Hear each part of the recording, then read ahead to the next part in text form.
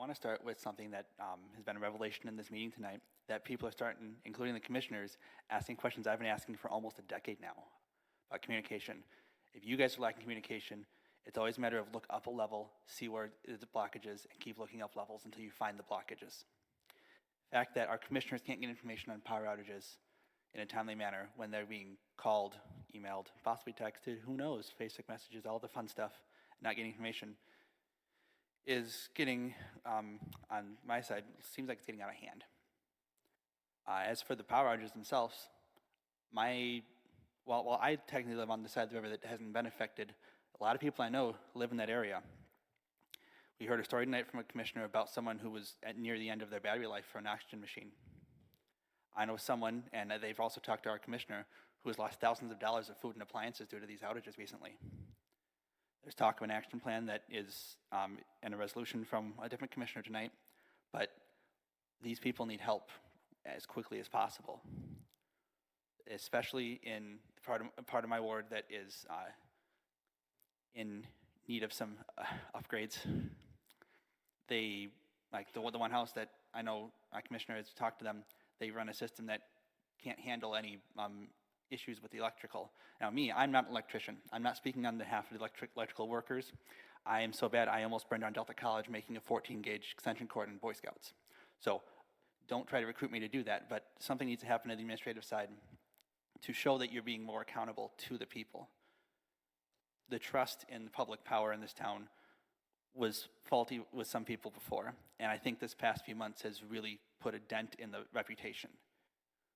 We've had overall rates of stability higher than consumers in our region for years now. And even if we manage to squeak out a win again this year, no one's going to believe it because of the same area being affected over and over and over. Something else I want to bring up was mentioned by the previous speaker about things that should be posted online and FOIA blockages. Last year, when I requested information on the budget process, I was given information that I requested, specifically the transfers in and out, matching, and some account level information. This year, I put that request in the email I sent all the commissioners like I have for the past 5 years doing that, and I did not get that information. And I am not paying for that because I know the 1 year I asked for the budget stuff and I was told it was about $100.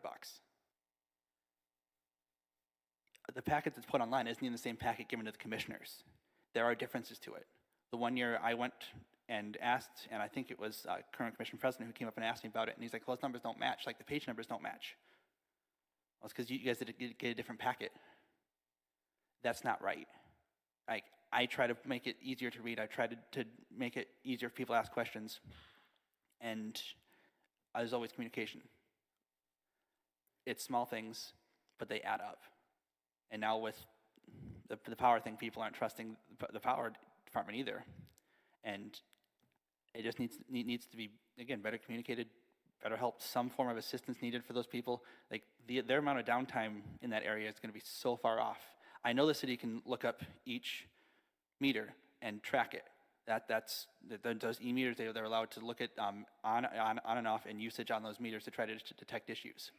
They'll be able to tell how much or which houses were affected the worst by the outages. Maybe the people who were affected the worst need some assistance or some compensation for their loss of power and loss of security of living in their house. Thank you.